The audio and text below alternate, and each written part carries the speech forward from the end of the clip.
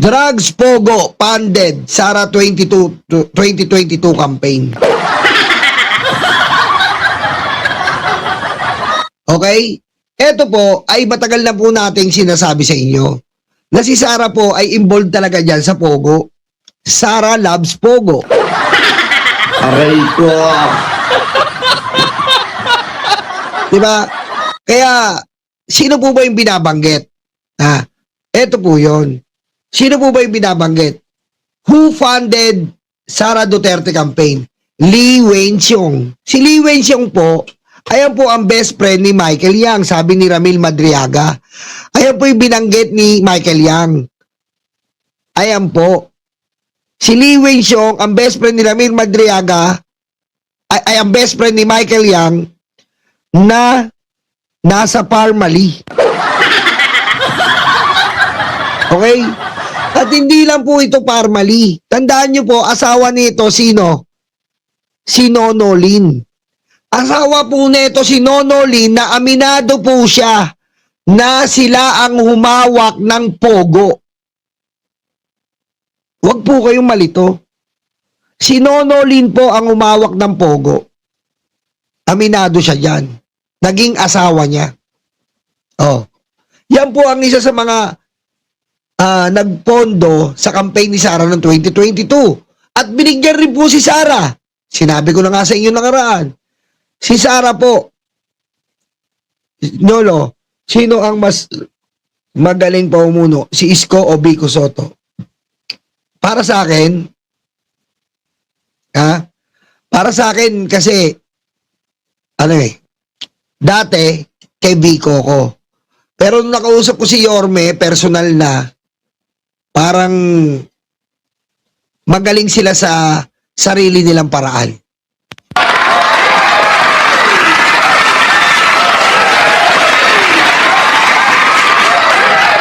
Okay? Magaling sila sa sarili nilang paraan. Kasi dito sa kay Vico, magaling nga sa sarili niyang paraan. Si Yorme, magaling din sa sarili niyang paraan. Bakit gano'n nang sabi mo, Nyolo? Kasi nga po, iba ang taong Maynila. Ang taong Maynila po, di ba pare Eduardo? Hindi pare, gusto ko i-explain. Ang taong Maynila po, Avenida, Tondo. I-explain ko lang po sa inyo kaya sa sarili nilang paraan. Pierre. Yan po ang mga Maynila. Ibig sabihin, lantaran ng kahirapan. Ang Pasig po, meron po silang business district. Meron silang business district. Sa Maynila po, walang ganyan. Ongpin lang, Chinatown. Gets nyo? Sana nagigets nyo. Maraming salamat, Leticia Villamil. Salamat po. Ayan, Kaya, ang masasabi ko, magaling sila sa sarili nilang paraan. Si Vico, meron siyang business district dyan, napapamahalaan niya. Si Yorme, wala man business district, na itatawid niya ang Manileño. Basta hindi ko po pwede sabihin pinag-usapan ni Yorme, sa Bengador na lang po. E-explain ni Yorme sa inyo. Okay? E-explain ni Yorme. Ngayon dumako naman po tayo dito. Ito nga po si Lee Wen-xiong, asawa ni Nono Lin, na Pogo at Parmali. Yan po ang nagpondo kay Sara, na binanggit po ni Ramil Madriaga. Okay? Malinaw. Number 2, Maestrado Lim. Kapatid ni Michael Yang naman. Isa sa mga nagpondo, may sarili pong pampang. May sarili pong pampan to sa Cagayan ba to? Cagayan ba? Hindi ko na may alam eh. Sa Cagayan yata to. Yung may sarili siyang nakasecured po na may nagdi-deliver sa kanya via barko diyan sa may probinsya eh. Nasa probinsya to eh. Sa may probinsya. Diba? Sino pa? At syempre si Michael Yang. Ayan po ang mga dugtong-dugtong, the missing puzzle na binigyan po ng katotohanan ni Ramil Madriaga. Yan po ang mga missing puzzle.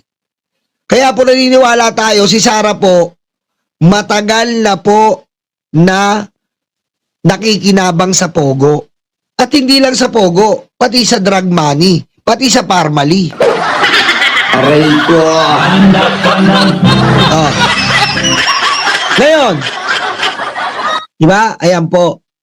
Ngayon, wag po kayo malito dahil nasa isang party pa lang po tayo. Nasa isang party pa lang tayo ng istorya. Parang gusto kong sabihin, ayon po kay Ramil Madriaga,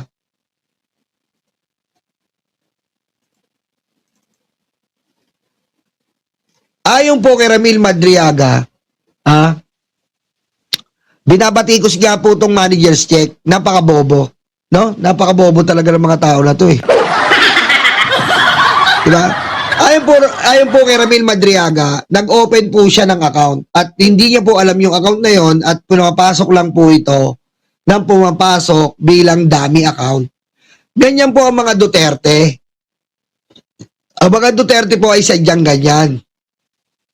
Masyado silang matalino sa panggagancho. Masyado po silang matalino sa panggagancho. Gumagamit po sila ng ibang tao para hindi po direktang mapupukol sa kanila. Bumalik tayo ng konti. Sa larangan po ng pagpatay, si Duterte po ay nagbuo ng Lambada Boys. Ipapa-explain ko lang sa inyo. Nagbuo po si Duterte ng Lambada Boys. Yun po ang pumapatay sa utos ni Duterte. Sa pagpatay po, meron din po silang dummy. Meron din po silang utusan para hindi po direktang tumatama sa kanya. Magaling sa panggagancho. Diba? Sa EJK, meron siyang direktang utusan, si Bato. At si Bato uutusan si Garma, uutusan si Leonardo, at na-operate ang EJK victims. Ngayon, kay Ramil Madriaga po, iba naman siyang function. Siya ay mala James Bond na agent ni Duterte. Kumbaga, nakaiwalay siya. Sila ba to, isang pulutong, pero siya, si Duterte, meron siyang tiga-check. Kumbaga, tiga-quality check sa isang company o sa isang, sa isang factory, ang mga quality checker, iba yan. Tinitignan nila, pag tapos na, tinitignan nila yung quality kung approve or disapprove. Ganun po ang trabaho ni Ramil Madriaga. Kumbaga, siya ang tiga-test ng produkto. Siya ang tiga-test ng finished product. Pinapasundan ni Duterte sa kanyang iba't ibang pinapatrabaho. At ginagamit siya. Dumating sa punto na ginamit din siyang bagman. Saan nanggagaling yung pera? Eto na nga pong mga checking ito, ilalabas ni Ramil na nanggaling sa Pogo at nanggaling po sa confidential funds ni Sara paglipat niya kay Sara Duterte. Ayan po ang katotohanan na binroadcast at binulatlat ni Ramil Madriaga kahapon. Tulala ang mga DDS. Hindi sila mapakali, ni hindi nga matae. Diba? Hindi mapakali, hindi matae sa taranta. Sinisiraan po si Ramil Madriaga. Bigyan natin ng punto. Dapat bang pagtiwalaan ng mga preso? Depende sa sitwasyon.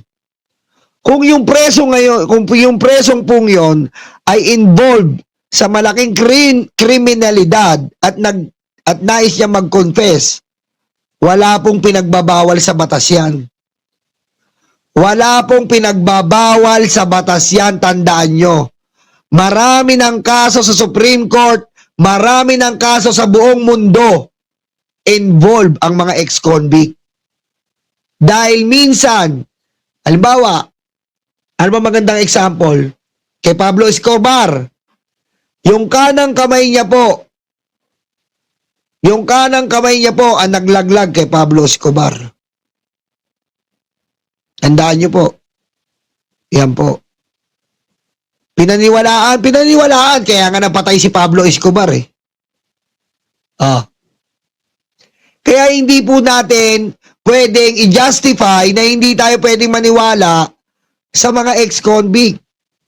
Huwag na tayo lumayo. Matubato, Las Cañas, mga hard assassin, hard killer. Hindi lang dito ginamit, international sila. Sila ang mga taong nagpabagsak at nagpakulong kay Duterte. Pwedeng gamitin ng mga killer? Pwede. Pwede pong gamitin. Hindi natin pwedeng sabihin, sabi ng mga DDS na kupal, naluluga-luga, kailangan pa na naniniwala tayo sa mga murderer. Kupal. Aray ko. Ganun po kabobo ang mga DDS. Hindi nila, kung i-apply mo yon sa sitwasyon nila, hindi nila alam, mga pusang ina nyo, yun ang nagpakulong sa tatay nyo. Matubato at Las Cañas.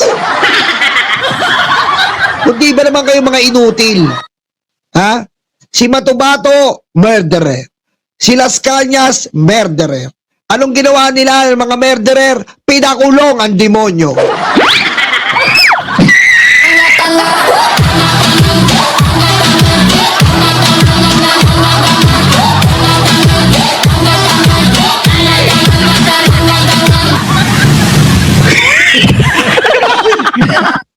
At nga pa pala, gaya nga ng sinabi ni Admin Rich kanina, nakwento rin po, kumakalat po ngayon sa mga intel namin sa ating mga itim na kuyukot. Shoutout sa ating mga itim na kuyukot, salamat sa mga information. Aray ko.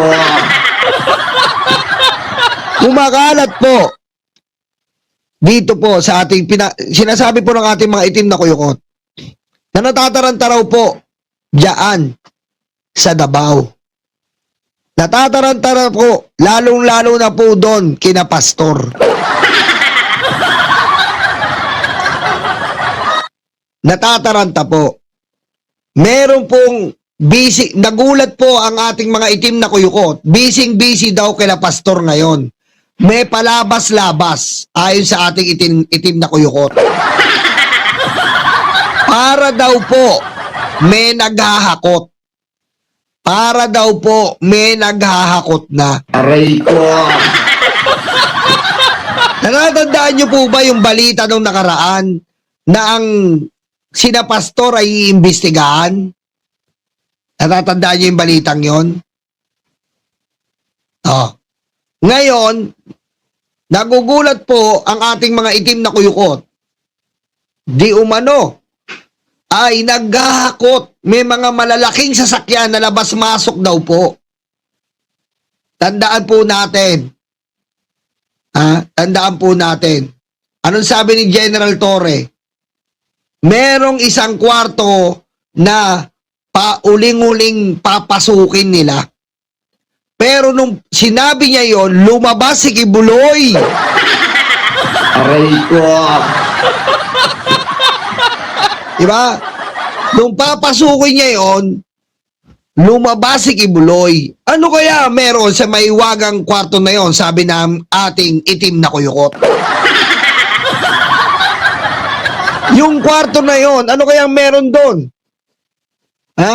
Ano kaya meron doon? At napalabas si pastor agad-agad. Diba? At yung mga vlogger po na mga baratae ay nagpo-post po ngayon. Diba? Sabi nila, ang KOJC ay ang KOJC ay walang pondong gobyerno yan. Ay, ganon. Pondo ng kulto yan. Pagayin mo si BBM. Tuto.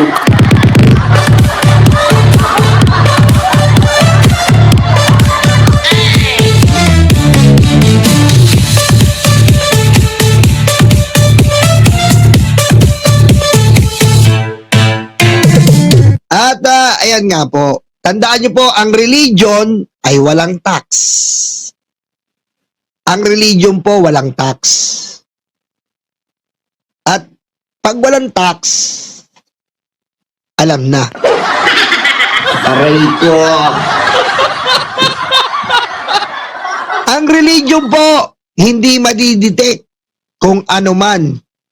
Ilagay mo lang na donasyon mo, walang paper trail. Aray ko.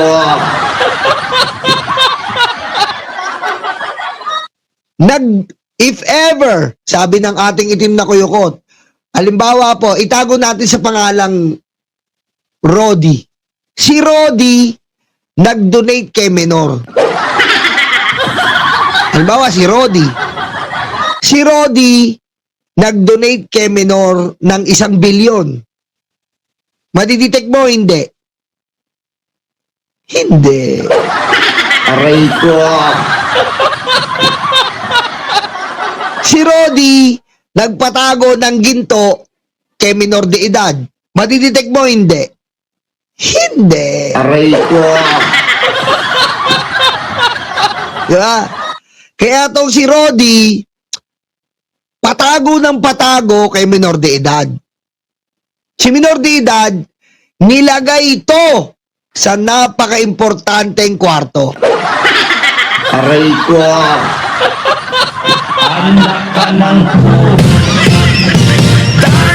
Diba? Inilagay ito sa napaka-importanteng kwarto na bising-busy ngayon. Di umano, sabi ng itim na kuyukot. Bising-busy. Ano kaya ang hinahakot? Change location? Change location ba to? Lipat bahay? Aray ko. Ha? Lipat bahay ba to? Kayo na po ang bahalang umula. Basta ang balita, si Rodi ay may ginto, si Rodi ay may male-maletang pera. At sa sobrang male-maletang pera ni Rodi, nakakabayad siya kay coffee. Aray ko. Ha? O kaya, nakakabayad siya kay Nicolas. Aray ko. Ganyan din po, ha? Ganyan din po, ang Nyolo, ganyan din po, nakikinabang yung impactang anak niyang si Sarah. Na favorite ni Rodi. Kasi yung dalawa, si Baliw at si Bakla. Na si Bakla na maingay ngayon, nguya ng nguya dahil adik sa tsupa. Aray ko.